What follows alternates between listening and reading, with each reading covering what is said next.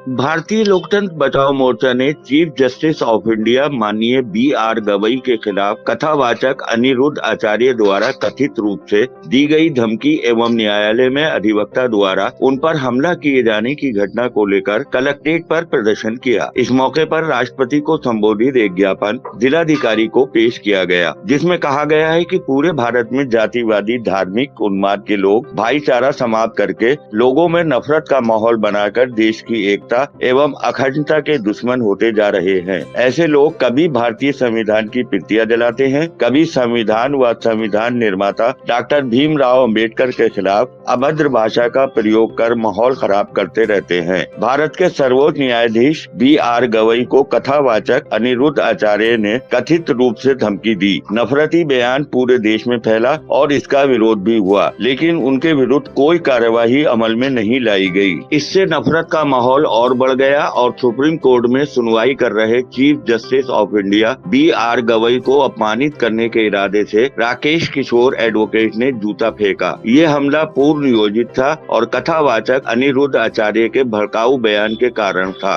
भारत की शान पर हमला था, संविधान पर हमला था। ऐसे लोगों को खुला छोड़ना देश व देश की एकता, अखंडता एवं लोकतंत्र को खतरा है। ज्ञापन के माध्यम से मांग उठाई गई है कि कथित धमकी देने वाले कथावाचक अनिरुद्ध आचार्य के खिलाफ दंडात्मक कार्यवाही की जाए एवं चीफ जस्टिस ऑफ इंडिया पर जूता फेंककर देश को अपमानित करने का अपराध करने वाले अधिवक्ता राजकिशोर को जेल भेजा जाए और वकालत का लाइसेंस निरस्त किया जाए। प्रदर्शन एवं ज्ञापन के विषय में जानकारी देते हुए भारतीय लोकतंत्र बचाओ मोर्चा के राष्ट्रीय अध्यक्ष ओंकार सिंह एडवोकेट ने बताया, आज ये ज्ञापन भारतीय लोकतंत्र बचाओ मोर्चा के द्वारा महामहिम राष्ट्रपति को जिलाधिकारी मरावत के द्वारा भेजा गया। क्या मुद्दा है? मुद्दा ये है कि इस देश में, भारत देश में सनातन के नाम पर नफरत परोसी जा रही है। हर तरफ नफरती बयानबाजी हो रहे हैं और इन्हीं बयानबाजी की कड़ी में एक कथावाचक अनिरुद्धाचार्य के द्वारा बयान किया गया और सीजीआई को डायरेक्ट धमकी दी गई कि तुम्हें यदि अपनी छाती फड़वानी हो तो बताओ। इस घृणित बयान के खिलाफ कई लोगों ने तहरीर दी पर एफआईआर दर्ज हुई।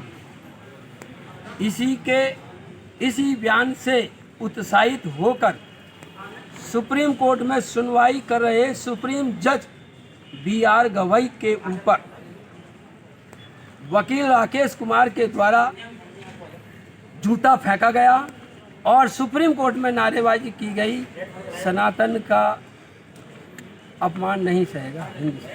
क्या इस देश में केवल सनातनी रहते हैं? इस देश में हिंदू, मुस्लिम, सिख, ईसाई, जैन सभी रहते हैं। सभी देशों का, सभी धर्मों का समान अधिकार है, चाहे वो अपने धर्म का एक ही व्यक्ति क्यों ना हो। ये हमारा संविधान में व्यवस्था है और सुप्रीम कोर्ट न्यायपालिका स्वतंत्र एक संविधान की संस्था है। उसके प्रत्येक जज को अपने निर्णय करने का स्वतंत्र अधिकार है, विवेक है।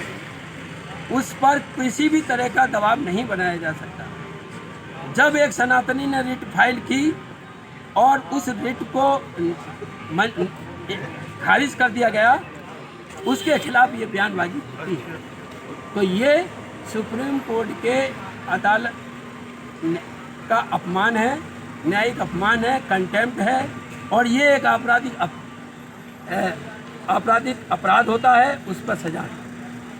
तो हम मांग करते हैं ये नफरती बयानबाजी बंद होनी चाहिए और जो सुप्रीम कोर्ट के जज बी.आर. गवई के ऊपर जूता फेंकने में धमकी देने वाले दोनों लोगों के खिलाफ एफआईआर दर्ज हो और उनको जेल भेजा जाए। इनको खुला छोड़ना लोकतंत्र की हत्या है, इस देश की एकता अखंडता की हत्या है और उस जो जूता फेंकने वाला वकील है उसका लाइसेंस रद्द होना चाहिए ताकि सुप्रीम कोर्ट ही सही दूसरे अन्य अदालतों में भी इस तरह की पुनरावृत्ति ना हो।